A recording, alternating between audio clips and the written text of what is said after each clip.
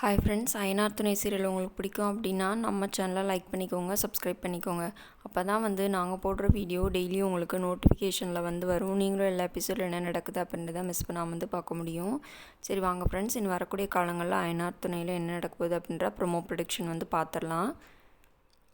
இன்னும் வரக்கூடிய காலங்களில் என்ன நடக்க போகுதுன்னு சொல்லி பார்த்தீங்க அப்படின்னா நம்ம சேரன் இன்னும் அந்த துயரத்திலே தான் இருக்கார்.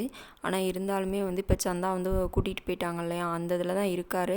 ஆனால் இருந்தாலுமே என்ன பண்ணுறாருன்னா, வீட்டு வேலைகள் அந்த மாதிரிலாம் அவரோட வேலை என்னவோ அதை கரெக்டாக பார்க்குறாருங்க. காலையில் எழுந்திரிச்சு எல்லாத்துக்கும் டீ போட்டு கொடுக்குறது, சமைக்கிறது, பல்லவனை அனுப்பிடுறது எல்லாமே அவர் கரெக்டாக தான் பார்க்குறாரு. அவர் போய் ஒரு இடத்துல சோகமாக உட்காந்து அழுதுருந்தா கூட நமக்கு எதுவுமே தெரிஞ்சிருக்காது.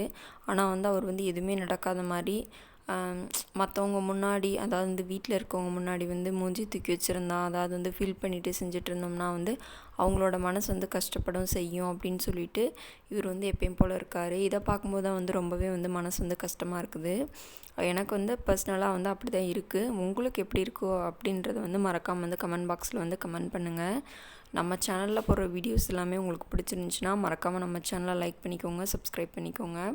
அதுக்கப்புறம் நம்ம பாண்டி என்ன பண்ணுறாருனா, சரி வானே நான் உன்னை சைட்டில் விட்டுட்டு வரேன் அப்படின்னு சொல்லிட்டு பாண்டி வண்டியில் நம்ம சேரனை கூட்டிகிட்டு போயிட்டுருக்காரு. சரின்னு சொல்லிட்டு போயிட்டுருக்காரு பாண்டி. அதுக்கப்புறம் எல்லாருமே வண்டியில் போய்ட்டுருக்கும்போது அங்கங்கே ஊருக்காரவங்களாம் இருப்பாங்களே, நிறுத்தி கேட்டுட்ருக்காங்க.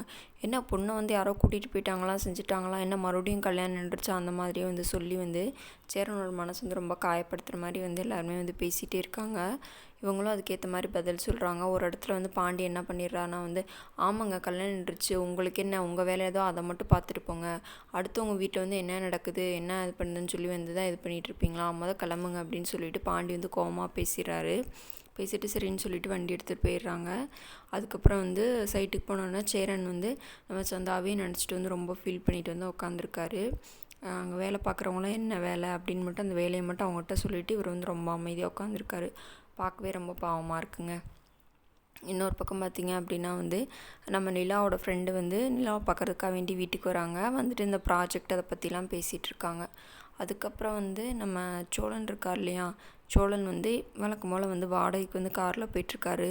அந்த இடத்துல என்ன நடக்குதுன்னா ஒரு லவ்வர்ஸ் கல்யாணம் பண்ணிக்க போகிறாங்க வீட்டுக்கு தெரியாமல். அவங்கள தான் காரில் கூட்டிகிட்டு போய் ஒரு கோயிலில் இறக்கணும் அப்படின்னு சொல்லிட்டு கூட்டிகிட்டு போயிட்டுருக்காரு. அப்போ அந்த பொண்ணு ரொம்ப பயந்து போயிருக்கு. இவங்க ஃப்ரெண்ட்ஸு மாப்பிள்ளை எல்லாருமே சேர்ந்து அந்த கோயிலுக்கு போயிடுறாங்க. கோயிலுக்கு போயிட்டு உட்காந்து பேசிக்கிட்டு இருக்காங்க. இந்த மாதிரி கல்யாணம் நடக்க போகுது அப்படின்னு சொல்லிட்டு யாருனே தெரியாத ஒருத்தவங்க சோழன் காரில் ஏறி ட்ராப் பண்ண சொல்லி, அதாவது கேப் புக் பண்ணி அங்கே போய் இறக்கி கூட சொல்லியிருக்காங்க. ஆனால் அவங்க ஒரு லவ்வர்ஸு. இன்னும் வரக்கூடிய காலங்கள் தான் என்ன நடக்க போகுது அப்படின்னு சொல்லி நம்ம பொறுத்திருந்து தான் பார்க்கணும். அவங்க அப்பா அந்த பொண்ணும் சோழனும் லவ் பண்ணுறாங்க அப்படின்னு சொல்லி நினச்சிக்கிறாரு. இந்த மாதிரி கதைக்களம் தான் வரப்போகுது. விறுவிறுப்பாக தான் இருக்கும். பொறுத்திருந்து பாருங்கள் என்ன நடக்குதுன்னு.